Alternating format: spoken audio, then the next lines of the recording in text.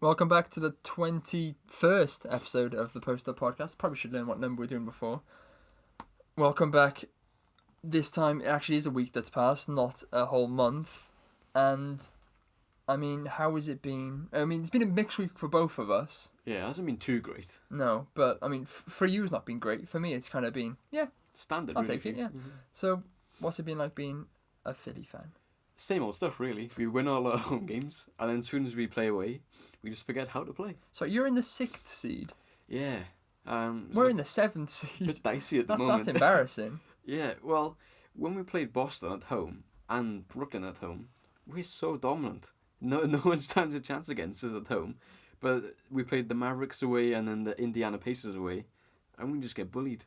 It's not fun to watch. And most of the times I can never watch a full game because I get a bit sad because we're so bad. Bars.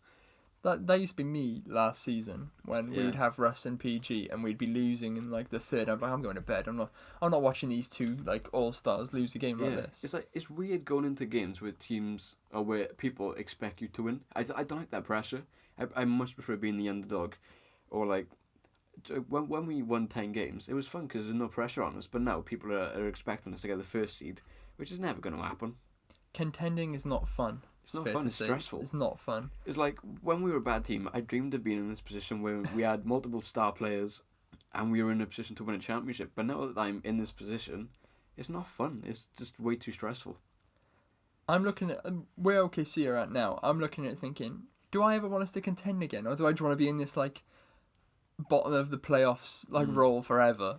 But it would get boring. It does get boring. Yeah. So like I'll take like 2 years of this, or 3 years at most, and then let's contend for a few years, then rebuild again. But I feel like you always want to see progression every season. Like if OKC finishes in the 7th or 8th seed this year, next year Shai takes a next step as an all-star and then goes to the 5th seed. I think that's good enough for you, but like for us, and then we rebuild again. Yeah, but we're at that top now. We're meant to be getting the championship, and maybe it all gels together. As Embiid said in his Players Tribune article, all he wants to do is win a championship. I mean, if you're a basketball player, I think that's the only goal, really, isn't it? I mean, that's what Jimmy said all last season, and look what happened. He buggered off the second he had a chance.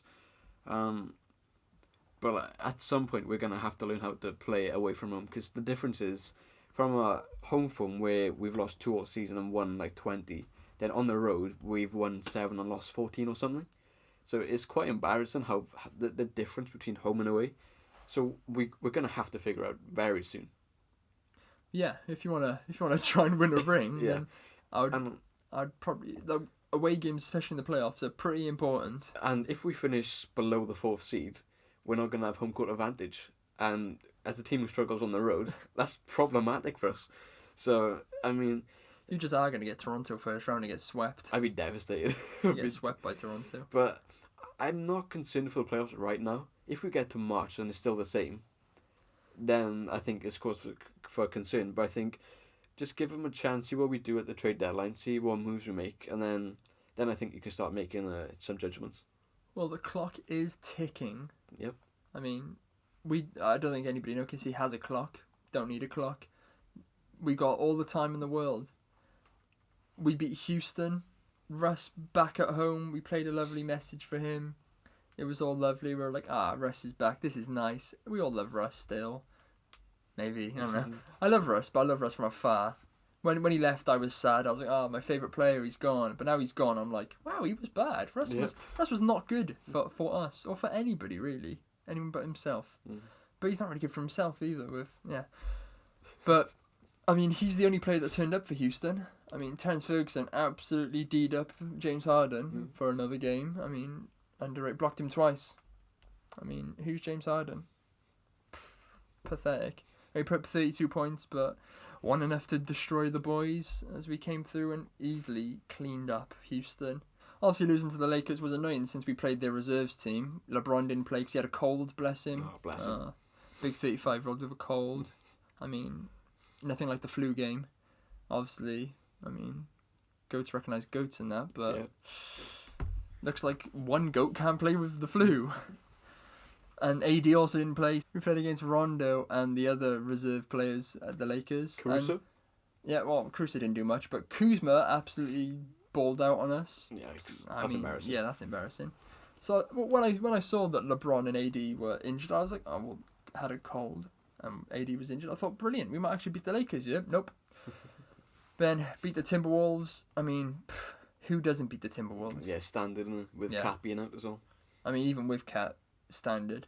And then we lost to Toronto in a great game. We actually scored 121 points. I mean, they scored 130, so we lost. Yeah. But I like Toronto, so go and win a championship, boys. I mean, just a basic week. We'll probably finish in the playoffs. If we don't, we get a better pick. It's a win-win season. Yeah. I mean, do you want to make the playoffs, or do you want to get a high draft pick? I don't know, but Shai put up a triple-double. I feel like we can't not talk about that. 20 points. Yeah. 20 rebounds. And 10 assists. What a performance. And what did he say after the game? He I'm said, just trying to be like Russ. They were doing. They were asking That's about not a good it. thing. And then Dennis Schroeder came over and was like, "Oh my god!" And he's like, "Well, we're trying to catch Russ like that 2020." So yep.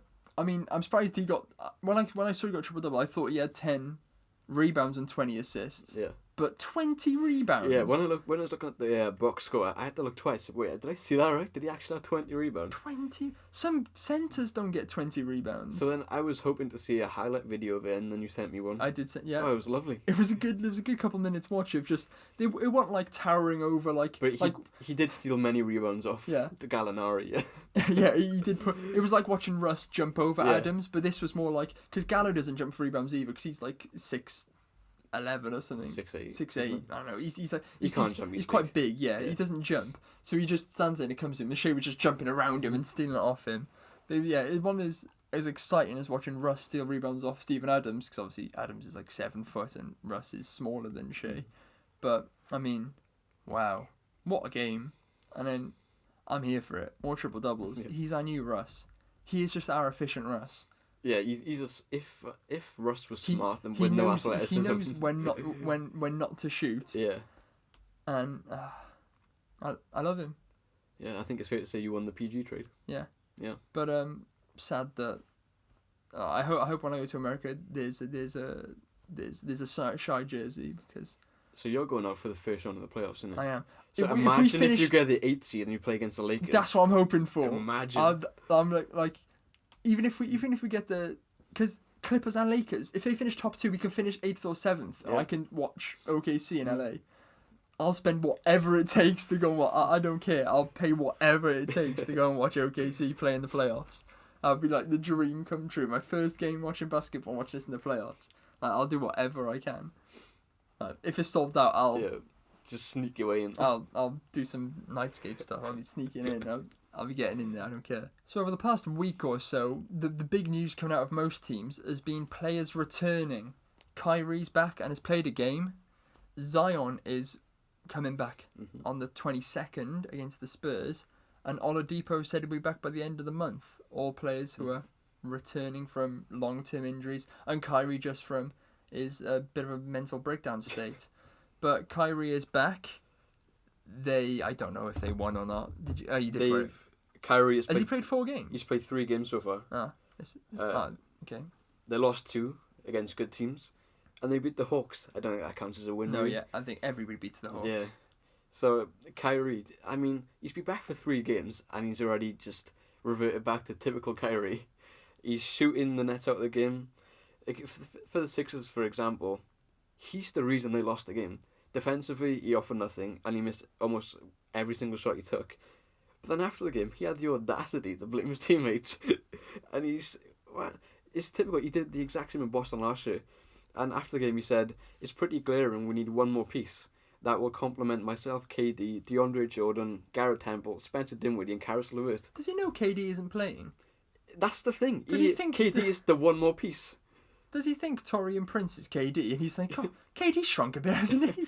But like, also what baffled me about this is he mentioned that will complement him, KD, DeAndre Jordan, Garrett Temple. Why do you need Garrett Temple for? Garrett Temple, like you've got Torian Prince and Jared Allen. So what's he done now? Joe Harris. Why isn't he Garrett Temple? All he's done is alienate his teammates. Prince. Yeah. He's just alienated his teammates. So got Jared Allen saying, "Can I trust this guy now? I don't want to play for Kyrie." So already, He's been back for 3 games, and he's completely tarnished the locker room again. What's happened to Kyrie? When I first got into basketball, Kyrie was... Everyone loved him. He was the best point guard at the Cavs. He was when the Cavs won that championship, I remember watching that 33-point game for him and LeBron. It was like... He got a bit He too was like greedy. my favourite player, and now he just... He didn't realize how good of a position he was in, where he playing for the Cavs with LeBron, and there was no pressure on him. All the pressure was on LeBron, but he looked at John Wall or Damian Lillard, and he wanted what they had. He wanted his own team.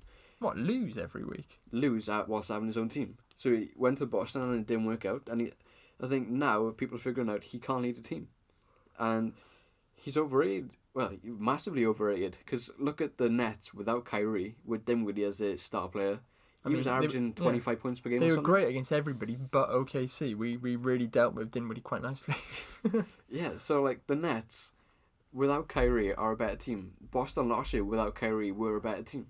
I mean, Boston got the conference finals without Kyrie. And then the year later when Kyrie was back, they got knocked out early. So, I mean... Kyrie's obviously the problem, and maybe they should look at trading him. Get into that later. I mean, yeah, we'll get on to possible trades, but yeah, I think, I mean, when we were laughing at Knicks when they were saying, "Oh, yes, we're gonna get KD and Kyrie," and we were like, "Is it really gonna work?" Then, I mean, they both went to the Nets, and we were both like, "Is it gonna work?" It's not worked. I mean. I feel like they won't trade him now because obviously it's Kyrie and they want to see him play with KD. I don't think many teams are dumb enough to really offer much for him either. Unless there are except a couple. There are some stupid teams in the league that would definitely trade for Kyrie. Where do you think the Nets go from here now? Do you think they can make the playoffs, or will they just plummet if Kyrie continues to play?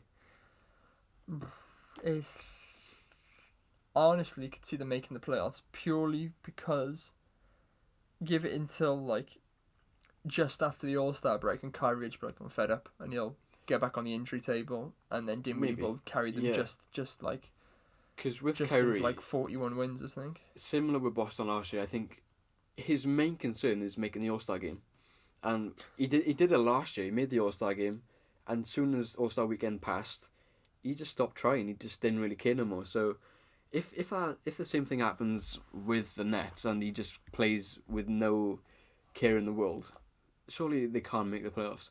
But then again, there's not much competition in the East. Talking about another player that will be playing his first game in the NBA very soon, Zion Williamson.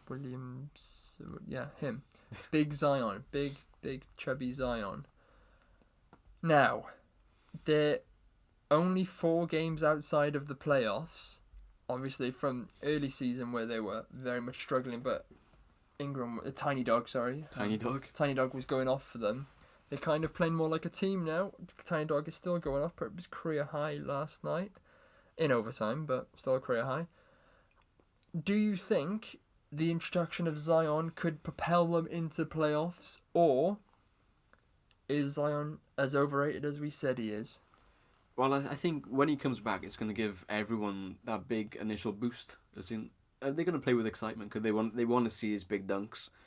And I think, well, if you look at his preseason stats, he played 4 games and averaged 23 points per game. I mean, that's damn good for a rookie. He did get blocked multiple times by Mitchell Robinson, though. He did get bullied by Mitchell Robinson, who is not the biggest centre in weight-wise. He's a very good blocker. He can block. He blocks and beat for fun as well. Yeah. So, but if he comes back and can average 20 points per game or more, and that's such a good addition to the team. And yeah, he might not be as good as people think he is. He's limited. He doesn't have a defined skill. He's not LeBron James as the SBM was branding him as. He just gets by on his size and athleticism. But yeah, I mean, if he comes back and averages 20 points, that might just be enough for them to sneak into the playoffs. I think if Zion stays healthy, he plays a lot of games and does, like you said, puts up 20 plus points per game for the rest of the season. I think him and Tiny Dog as a combination, I don't think there's no reason why they couldn't easily walk into the playoffs. But is it slightly concerning JJ Redick the other day said that some of these players care more about their fits before the game. Yeah. Fits as in not as in like epileptic fits, as in like The clothes that they're wearing, more than winning. I saw that. Who do you think he's talking about? I don't think that's specifically talking about someone on his team. I just think it's more like a general statement where you look at like Kyle Kuzma. I mean, he puts more effort into what he wears than what he does on a basketball court. And I think it's just a trend, with college basketball, players are now leaving after 1 year. And they come into the league as 18-year-olds, like my age. I'm 19-year-olds. This, like, I couldn't imagine being in the NBA. Like, they're still kids. So, obviously, growing up in social media, they want to be known on social media. So, I think it's just a thing. As soon as you get famous, or any sort of level of fame, they want that sort of recognition. Maybe they just need to get their priorities in order. Because when Kobe came into the league as like a 17-year-old, all he cared about was basketball. But now is, how many likes am I going to get on a photo? Like, it's a bit stupid, Yeah, really. I was a bit confused when I saw his comments. Obviously, they're not winning as much as they can. But when he said it, I was looking at his teammates. I was thinking, who? Because I follow a couple of them on Instagram, like Jackson Hayes and Tiny Dog. But Tiny Dog's Brandon Ingram. Brandon Ingram. His nickname on the Basketball Reference website is Tiny Dog, so I'll refer to him as Tiny Dog from now on. And they often put pictures up of them walking into the arena, but every team does that. So you were saying it might not be a comment about his own teammates, but like the only player I could like link it to was Tiny Dog, but Tiny Dog's the only player on their team that is winning for them. Yeah, I don't think it was a shot at anyone on his team. It'd be a bit of a low blow. But I can see why you would be annoyed if it was about his teammates, because before the season he was like he wants to make the playoffs again, and he was like, it's up to them to mess it up for me. Yeah. But he's only 4 games out of the playoffs, and you could argue their best player is about to come back. What's Drew Holiday been doing? Is he playing or is he injured? He's been injured. Is he? Yeah. I've just literally heard nothing about Drew Holiday this season. So yeah, they've got Zion and Drew Holiday coming back. And Tiny Dog still firing. Woof woof. Probably a shock which nobody really expected. Well, we're talking about Zion being all-star, like LeBron James levels of ability, according to ESPN, not us. Not us. A player that is proving that he is LeBron James level, or maybe like... That's a bit far-fetched. Maybe best point guard in the league in a few years level. Ja Morant, Memphis have won... I forgot how many in a row was it? 6 in a row? 6 maybe at the time of recording. 6 in a row at time of recording? We'll say 6. It might be 8. They might win more before this comes out. We don't know. We do know. We'll check. I'll check. 6. They won 6 in a row. And, I mean, what a player. Yeah, I mean, he's doing what we thought he would do.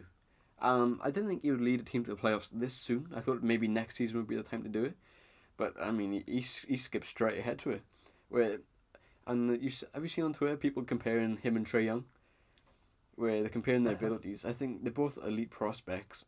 But Ja has already proved, he's shown he can lead a team to the playoffs, where Trae is at the bottom of the league with his team. Yeah, struggling. Maybe that's just the team construction. But, I mean, Ja offers more as a player, I think. He's an absolute baller. Yeah, and he has that, like, mentality. Like, look when Harden was leaving him open, Ja loved it. And he was embracing it, and he was talking trash. We all know what he said. Like, I always liked Ja Morant, and I was like, he looks like an all-star. Like, we keep on saying that on the draft night. And, like, we're looking at him, I was like, he looks like he's going to put up, like, 25 points, and he'll be a Hall of Famer in, like, next year. Yeah, and, like, do you know when you watch a player? It was the same with Trae Young the year before. When you watch him, you can tell straight away he has something about him. You don't know what it is. People call it the it factor. You can just tell straight away he's got something special about him. And Ja, he has superstar written all over him. And he's got that excellent trash talk now. Yeah, I didn't know he had that. I didn't think he had it in him, but the trash talk. I don't like James Harden, so it was nice to see him trash talk James Harden, and then switch a 3 over him. Yeah. And like getting the win as well. I love the fact that he embraced it. Where like when people dare Ben Simmons to shoot, he shies away. But Ja went, "What? You're gonna leave me open?" I'll just take a deep three and make it. I think that's a big trait to have. If you want to be a superstar, you have to be able to embrace that sort of adversity. The only problem I do have with Mr. Morant is I'm not a big fan of his shooting form. It doesn't remind me of Shai's too much, but I'm not a big fan of Shai's or Ja Morant's shooting form. But if it goes in, it goes in. Yeah, but it is that, but it's not. It doesn't look good. Like players like who was I saying the other day? There's like Terrence Ferguson. That's perfect. Yeah, like players like that who have like such a mint shooting form, but then you look at Ja Morant and Shai and like LaMelo in Australia, they're making shots, but it just looks ugly. Yeah. It's like who teaches them to shoot like that? I think it's more like finding your comfort level, like where you're comfortable releasing the ball. Like look at Lonzo. Do you remember his shot? Like he found that comfortable, and his father just said, "Oh, keep it." But when I used to play basketball in college, not American college, not that good. I used to play with somebody who used to shoot like that. Yeah. Used to take free throws like that. Like Lonzo's. Just like Lonzo, and I don't understand it. Like why? Like he didn't used to make loads of shots either. It wasn't like he was good and he was making shots. Like I don't know how people shoot like that. Yeah. Well, one of my friends who used to play, he used to shoot it from his chest. Ah. Yeah, like how you throw a chest pass. That's how you shoot. I was just thinking, why would you think that would work? I remember we played a tournament and a guy was wearing like football trainers and he had a clean look at the basket. He was running up. I thought layer up. He ran up and just just threw the ball up in the air like a granny shot, and it came straight off the rim and bounced out of play. And Jesus, I was just shocked. I couldn't believe people. Obviously, he wasn't a basketball player or fan. He just did it for a day out of college. But wow, like people shoot like that. But yeah, Ja Morant doesn't shoot like that, but does shoot a bit funny. Does make shots. It's not a textbook release, but no. I mean, if it works for him, if he's happy with it, I mean, I'm pretty sure he's shooting a good percentage anyway. So if he was down at 25%, then yeah, maybe he should change it. But if he's in the mid to high 30s, keep it. What's the point in changing something that's not broke? Yeah, that's the fact. Like SGA, Ja Morant, they shoot good percentages. They shoot well. And then you look at someone like Russ, who has a nice shooting form and shoots awful percentages. Yeah, Russ, he's like an enigma. Like how, I don't get why he shoots bad. Like, with his shot, he should shoot well, but like he just doesn't. He just doesn't go in. He just clanks off the rim every time. But yeah, Ja shoots 41% from three. Jesus. So he's doing really good. It's better than Shai. And at the free throw line, he's shooting 80%. So I feel like his jump shot is it's fine. Yeah, can't wait until my Ja Morant jersey turns up. Same. I'll be wearing that every day. Yeah, we both got the same one, We've got the same. Historic Vancouver Grizzlies one. So there's a lot of players in the league that play for teams that you could say don't count. like Kevin Knox at like the Knicks. Are they really an NBA franchise? Technically, yeah, but they run like one. No. So we've come up with a list of players that we would like to see get a nice trade and have a fresh start. Yeah, I think before we get into the list, I feel like it's a common theme of people getting drafted into bad situations. Out of their control. It's not their fault, but because, like, he's not on the list, but Ben McLemore got drafted by the Kings. That was the worst possible situation. I was going to say, like, when Isaiah Thomas got drafted away from Celtics when he was, like, in good form, then they randomly traded him for no reason. He was crying. Like that. Yeah, so first up on the list, Mo Bamba. He got so unlucky because they drafted him 5th overall when they already had an all-star centre in Vucevic. So I didn't see the sense in that. I think the plan was to let Vucevic walk in free agency so he can go to Dallas or somewhere else and then start Mo now. But obviously they signed Vuce to a big deal and Mo is just sitting on the bench playing 15 minutes a game and averaging 5 points. He needs to go somewhere where he can, like, maybe Atlanta where he starts for the rest of his career with Trey. But you could go to Atlanta, but it's very likely that Drummond will end up at Atlanta in the summer. They've stopped trade talks with him now. No, but when he's free agent in the summer, it's a good move.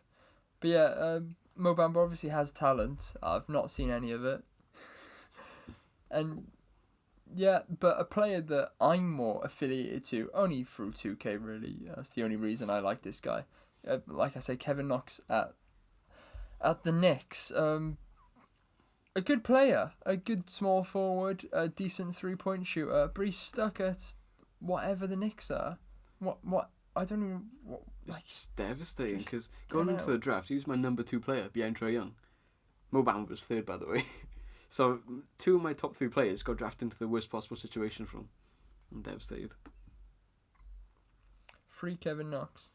But like, free Kevin Love. But like at the start of the season, Dave Fizdale, the old Knicks coach who got fired, and rightly fired because he was horrific at his job, he was not playing Kevin Knox because he thought by him sitting on the bench it would help him improve. You only improve by playing, so There's a reason he's no longer a coach. I didn't quite understand why he thought that was sensible. But like this season, he's only playing not even 20 minutes per game and averaging 7 points on 38% shooting. Like, he needs to go. What will it take to get him? I don't know, but not much probably. Probably not much because he's barely playing. So I hope he can go somewhere and just get a fresh start. Celtics. No, please no. Well, please no, because you don't like the Celtics, or please no, wouldn't be a good fit. Both.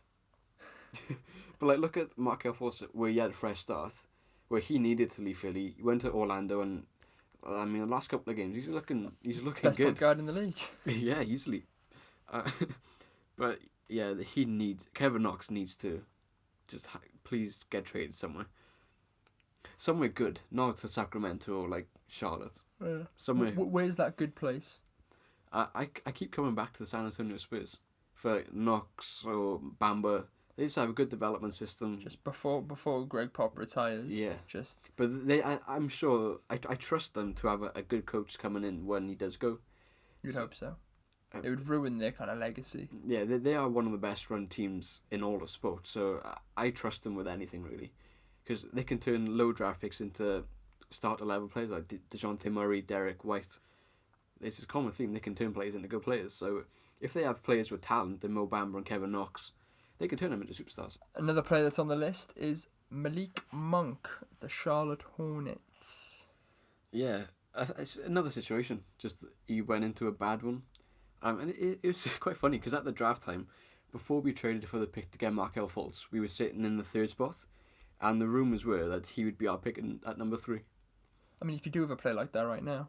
Or someone who shoots 25% from 3. No, but yeah, I mean, not that, but somebody like who has the ability, shows it. Yeah, because briefly. I always saw him as someone like J.R. Smith, where he comes off the bench and just lights her up. That's what I thought he would be, like that sort of player. He hasn't really developed into that player yet, but is he ever going to do it in Charlotte where they've got a young coach, they haven't got a proven track record of developing players apart from Kemba? He's just another one, he needs to go somewhere. So send him to the Spurs. Send him to the Spurs. Send him to the Spurs. That should be just their training camp, to send him to the Spurs and they'll come back a man. The Spurs should be like a G League team where they just take teams and take players and turn them into regular starters. Yeah. I always saw like Malik Monk kind of like Buddy Hield, like similar type players, and then Buddy Hield is performing better than Malik Monk is, and Malik Monk's kind of just stuck at this state where he's just not playing well. And when Kemba left in the summer, I kind of expected Monk to take that big leap to maybe average 17, 18 points. Still on low efficiency, but I thought he'd at least make that jump. But Graham did instead. But then they brought in Terry Rozier, and Devontae Graham's come out of nowhere and done it. So he's missed this. He had this opportunity and he's missed it. So I doubt he's going to get another one because I'm sure the Hornets are going to sign Devontae up for a big contract when he's due. And Terry Rozier is not going anywhere for a long time. No, because nobody wants him. Yeah. There's been another trade. Not a big one. No. I mean, last time it was Clarkson for Exum, and Clarkson's been very good. I mean, they haven't lost. They haven't lost yet. I mean, that's all it took. Jordan Clarkson to them start not losing. But there's been another trade. You don't like it. I love it. Yeah, I don't. I don't mind it, but I feel it's not the right time. So Jeff Teague has gone to Atlanta, as well as Trayvon Graham, for Alan Crabb, and he's gone to Minnesota. Now, I don't like the trade because I said, I don't know if it was last episode or the one before that Jeff Teague is just like George Hill. Yeah, George Hill.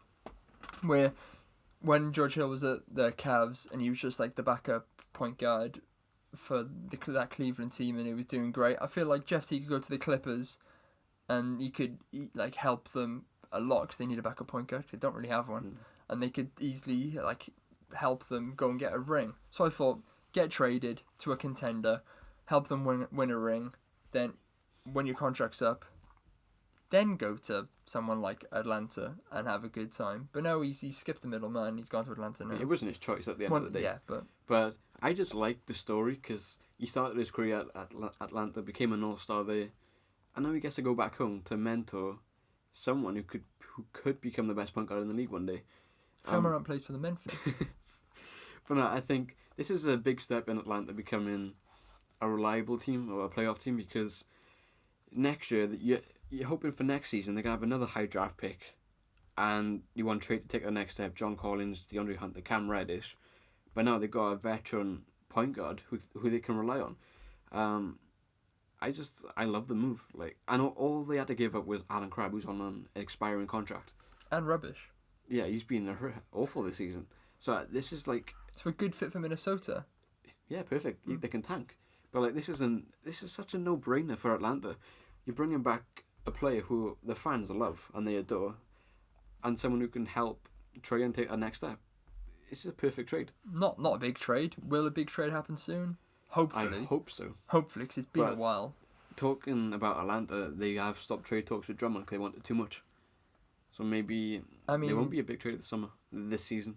I mean, yeah, it'd been stupid if they traded from now when they can get him for free in the summer. It made no sense. So maybe they just put their brain on him and were like, wait a minute, he's a free agent in the summer. And even though he did say he wants to retire at Detroit and he wants to stay, so maybe... But Detroit can offer him the most amount of money. It depends where his heart is. He can get more money at Atlanta or he can stay and retire and never win more than 20 games at Detroit. Unless Sekou Doumbouya turns into an absolute god.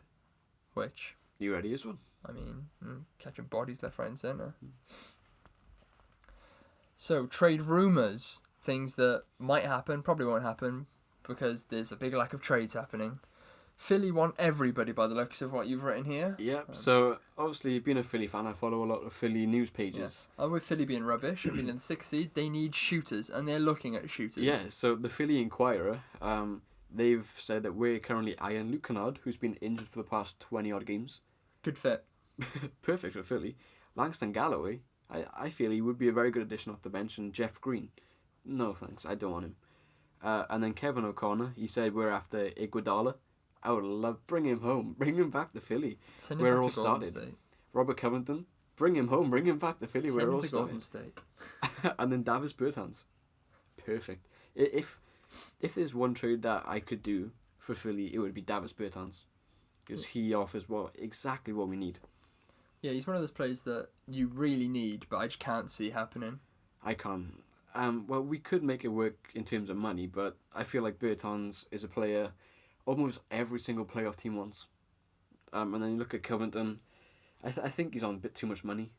We can't really, unless we give up a lot of players, obviously, and kill our depth. So, will any of these trades happen? Probably not. But I hope they do. Well, a couple of months back now, Clippers were talking about getting rid of Montrezl Harrell, and this past week, they've been rumoured to be looking at Domantas Sabonis. I mean, what's the point trading, getting rid of Harrell and getting Sabonis? And why or what incentive does Indiana have? They're currently a very good team in the playoffs, and they've got to get their best player back, Oladipo. There's no reason for them to even consider this sort of trade, unless they get a big haul back. Maybe Lou Will, Montrezl Harrell, and a lot of draft picks, which is not going to happen. But they don't have draft picks, so they gave them all to us. That's true. And why would they get rid of their core bench points when they're trying to go for a ring? Yeah, it just doesn't make sense either way. No.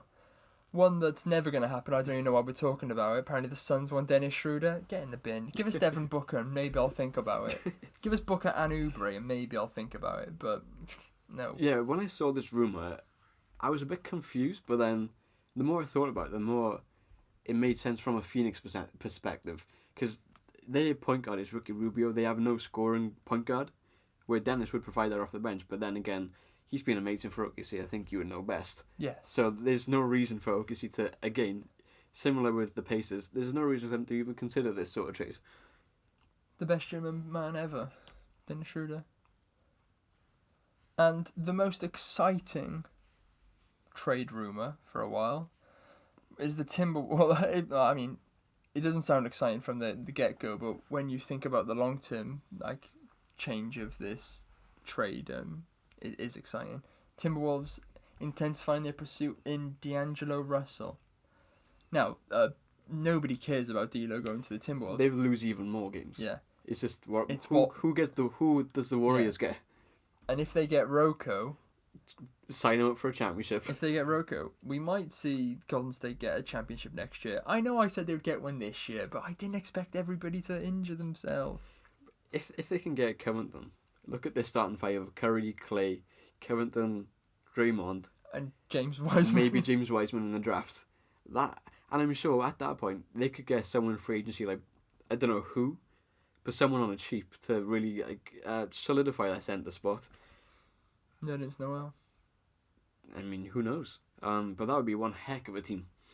75 wins. Maybe 50. But then again, it depends. How does Curry and Clay come back from these injuries? 75 wins. I mean, you're on record saying 75 wins now. No, I'm not. I whispered it. It's fine. Nobody heard anything. So they're all the trade rumours. Now, we've lined up a couple of trades that we would like to see.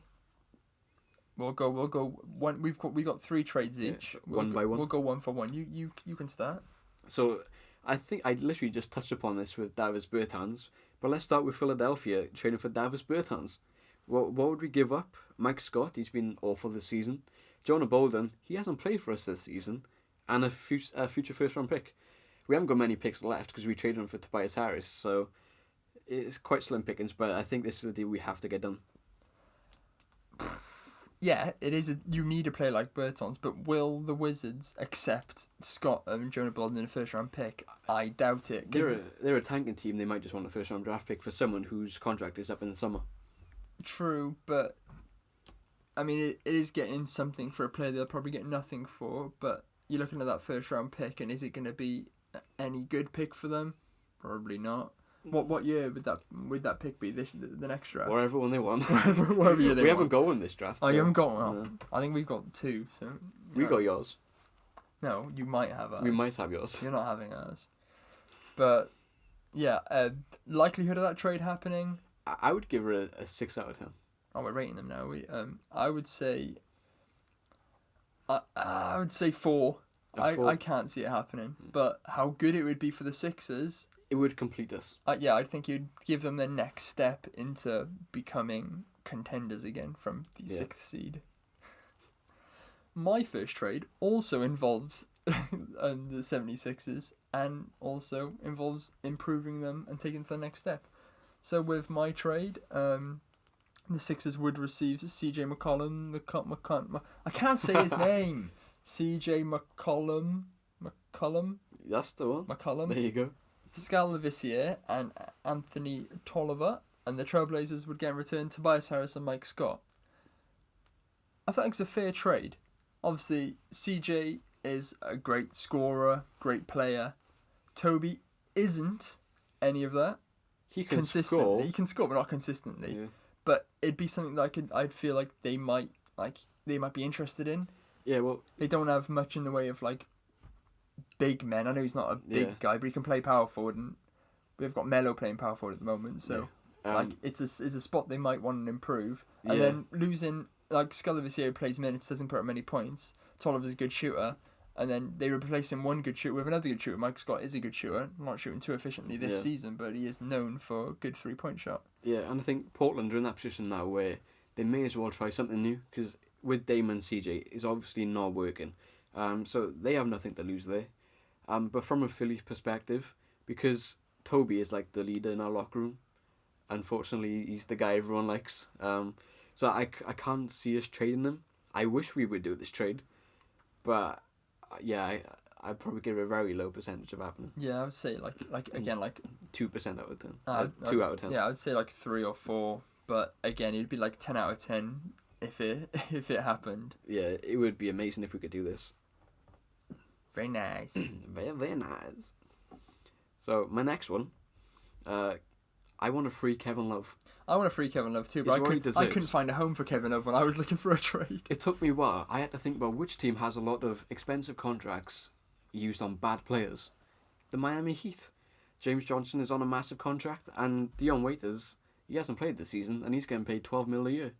So I feel like the Cavs aren't going to get much back for Kevin Love. So I did this trade.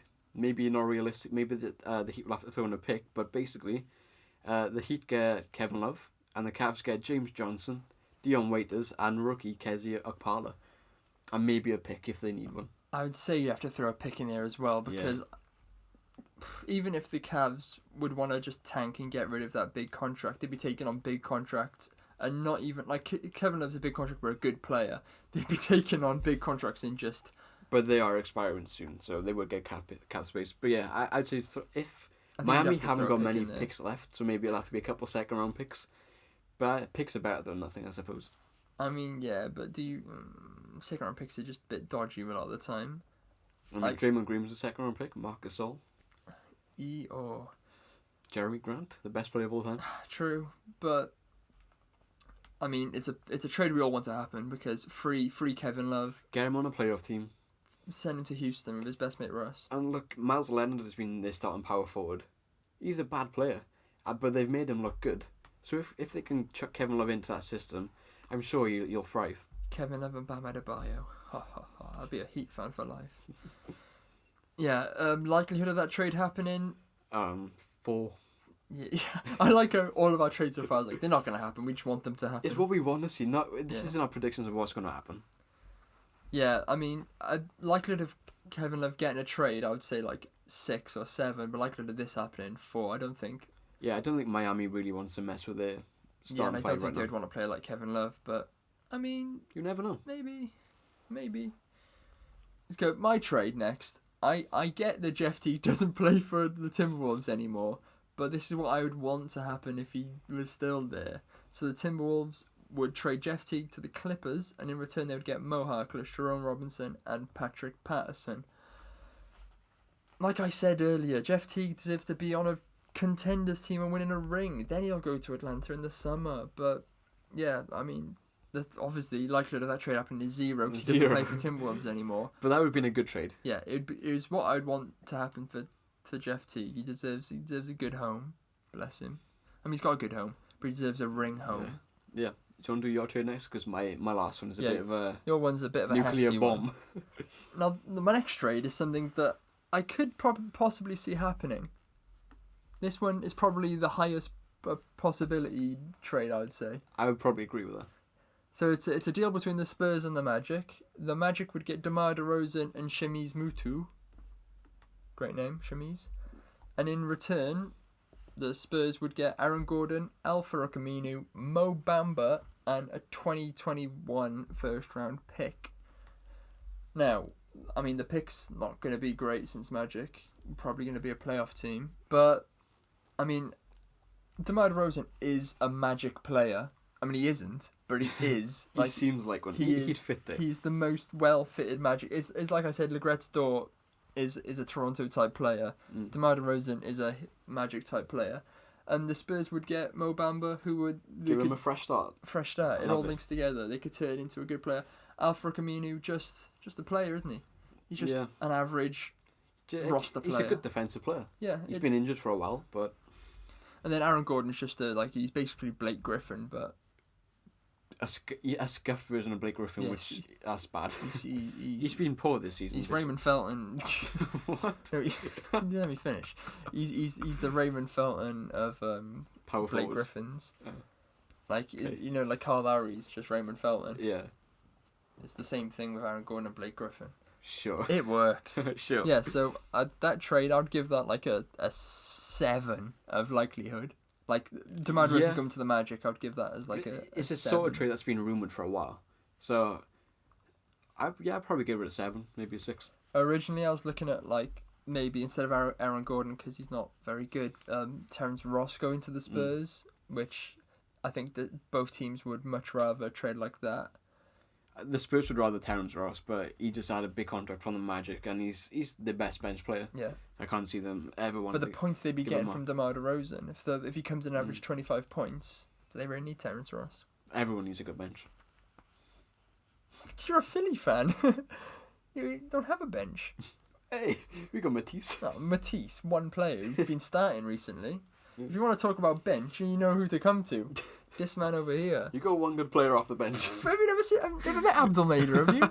Disgusting. Go on, you talk about your mess of a last trade. This might take a while. Might be hard to follow. So, I want this to happen. Right, so let's just preface this by saying this involves the Nets, the Timberwolves, and the Warriors. When was the last time a 3-team trade happened? It happens every year. In the summer, there's a 14 trade with Jimmy Butler. Yeah, so it happens. Maybe not to this extent. No, this is mental. So It's not as bad as the first one you showed me, where or the second one you showed me, where the Nets. That was just a joke. Yeah, where the Nets gained half of the NBA. 72 players. Yeah. So I had a bit of fun. I used my creative juices, and thought, Don't say that. what do the Timberwolves need? They need to be relevant. The Nets. Who's the biggest problem on the Nets? Kyrie Irving. What about the Warriors? What player from the Warriors has been linked with the Timberwolves?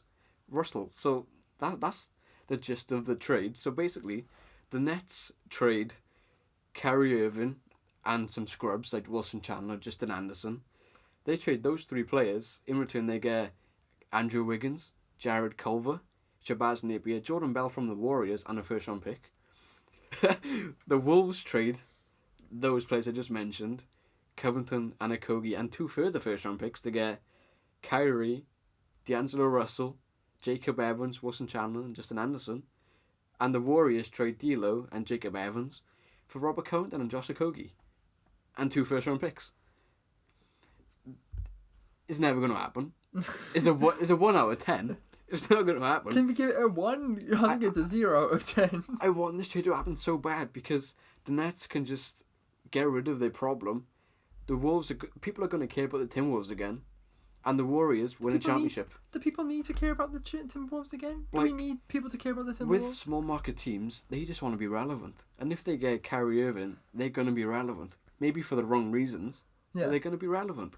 And the Warriors, like I said, if they do this trade, they win a championship. Yeah, well, I simplified this trade a lot, but then I didn't use it for my trades because you had this mental trade. I just said send D'Lo to the Timberwolves and Golden State will get Rocco and Okogie. Yeah, that's simple, and you want to spice things up. Because obviously Okogie would be a great bench player for them. They haven't necessarily got great guards off the bench, so Golden State would. Well, they do. They've got Damian Lee in that now, but Okogie would be a good fit for a team like Golden State, decent defensively. Yeah. Good on offense as well. So yeah, they'll definitely win a ring. Because I wanted to do that Covington trade, where it's a very simple one, but I also wanted to do Kyrie to the Wolves. So instead of having 2 separate trades, they should chuck it all together. Make one beautiful disaster. You've made one big mess. But please happen. I want this shit to happen so bad. That's all I gotta say. It's a mess. You shouldn't be kept alone with that laptop. Rookie watch. We spoke about Ja Morant. We spoke about Zion's return. Sekou Doumbouya. I forget you again. Sorry. I broke my kneecap. Sekou Doumbouya. Sekou. Don't do that. What? Sekou Doumbouya. Wherever his name is. Doumbouya. I mean, he's emerged.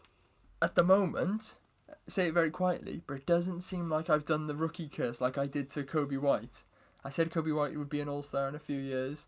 He's done nothing since the second week of the NBA started. Since the second game. Yeah, okay, second game. Doumbouya, I said in the draft that he could be one of the better foreign players in the league. And he's coming out and he's balling. It took him about 40 games to finally get a chance. He wasn't really playing. It took Blake Griffin to get injured for him to get started. He was actually getting no minutes. Blake goes down. Everyone catches some injuries on the Pistons, and all of a sudden he gets a chance. All it takes is big injuries to big guys. Yeah, and in the last 8 games, averaging 14 points with some massive dunks. Massive dunks. I mean, he's just shown his qualities. The qualities that I saw when he was playing in the French league. I mean, keep doing it, because don't end up like Kobe White, please. I need something to claim as a win for this season. Any of the rookies that have been playing basketball? Kendrick Nunn had a big game. Career high, 33 points. I feel like people are not talking about him because he hasn't gone off the boil. He's just doing what he's done all season, and people are just not caring anymore. Yeah, I'm surprised that he's like consistently stayed like a decent like average for points. Well, before the season, I was kind of bashing the Heat, saying bad. They got a bad roster construction. Basically, my main things about them were they don't have enough shooting and they don't have a scoring point guard. And they should have traded Tyler Herro to OKC. Yeah, I agree. No. No? But like before the season, I said not enough shooting. Duncan Robinson comes out of nowhere. Last season he averaged 3 points on like 30% shooting. Now he's averaging 10 points on like over 40% from 3. Baller. And I said they had no scoring guard. And then they just plucked some undrafted rookie from the G League, Kendrick Nunn, and turns him into 16 points per game. And then Bam Adebayo's them. Yeah, everyone knew that was going to happen. Oh, did they? It was always going to happen. He was primed for success. So the Heat they just know how to find talent which nobody knows about.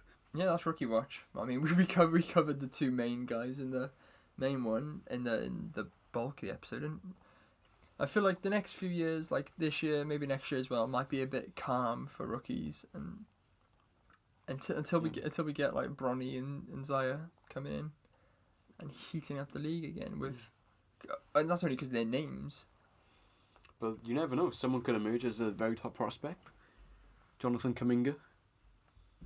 That's a guy I like. That's a guy I know and I like. Yeah, James Wiseman next year. Maybe he could be part of the Warriors team that wins a championship. I hope so. Who knows? I think I'm a Warriors fan these days, which is mental from like it's mental for a Thunder fan. Yeah, it's just KD. I like the rest of the guys, the homies, as I like to call them. Team of the week. I mean, I don't need to preface anything. It's team of the week. The best players who have played the best basketball. Again, we've got similar teams. We do have similar teams. 3 players who are the same. Our guards are the same. Markel Fultz. And Ja Morant. Yeah. I mean... Mainly because Markel had a triple-double. Yeah. I'm just happy for him. It's good to see him play with confidence. Yeah, but do you see how he followed that triple-double up with his game last night? I didn't put his stats in. It wasn't great. It was not a good game. Let me get it up for you. So he played the Clippers. And he was feeling a bit too confident. He shot 5 of 17. Ooh, yeah. And to be fair though, being guided by Pat Beverly, fair enough. It is a difficult game for even a player that's like on the highs that Markel, not highs like that. Not I mean, Dion Waiters. Yeah, not Dion Waiters, not J.R. Smith highs. I mean, like the confidence highs that he's on after posting a triple-double, but we know Markel is very weak mentally. So how will he respond to shooting 5 of 17 and 1 of 5 from 3? Well, we'll have to find out on Saturday when they play the Golden State Warriors. Yes, I'll be tuning in for that one. I won't be. I have no interest in that game. Next player, I've gone DeMar DeRozan. I mean, I also got DeMar DeRozan. He's catching some form. Yeah, people seem to hate on him for not shooting threes, but when it comes to mid-range, he's the master. He's the best in the league at mid-range. In a dying art, he is the dominant force. 3 30-point games plus... Well, 3 plus 30-point games in a week. A 31, a 36, a 30, and a 25. But, I mean, yeah. I can't wait for you to get traded to the Magic and do that on a fun team. I said the Spurs are fun, but a bit... The Spurs are the most boring team in the league. Yeah, a bit irrelevant, really, isn't they? Yeah. Other forward, Josh Richardson. I did this because he won Player of the Week, so this just gave me the excuse. I don't know why he won. Yeah, he probably 29 points. He had one good game. This was before the 15-point game, so at the time he had 29, 16, and 23, and he led us to a victory against the Celtics. So I can kind of understand it, but also I can't understand it. No, I can't understand it. But he gave me a reason to put him in Team Luke, so I was never going to pass up on this opportunity. No, yeah. Any chance you'll get put one of your boys in, you'll Of put one of course. the boys in. I went for a former boy of OKC with Domantas Sabonis. What a guy. Absolute baller. I forget his stats. Oop. In the past, my screen's moved over. In the past, they've played 4 games. He's played 3 of them. He put up 27 and 14 with 6 assists against Miami, which I mean they lost, but it's like a big game to like put up big points against. They beat Philly. He did only put up 10 points, but got 16 rebounds. I mean, that's big. He's not like a big rebounder. I lied. He is a big rebounder. Apparently, he rebounds all the time. He doesn't look like a big rebounder because he's not a big jumper. He's a tall guy. Look at that, 22 rebounds against... Shut up. Who's that, the Clippers?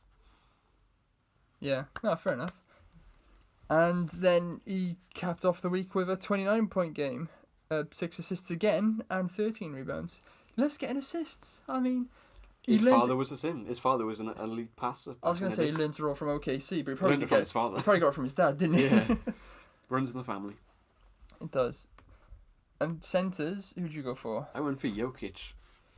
Just a solid week, really. Yeah, he's improving as the season goes along. 33 points, 19, 20, 12 points, bit of a blip, and then 23 points.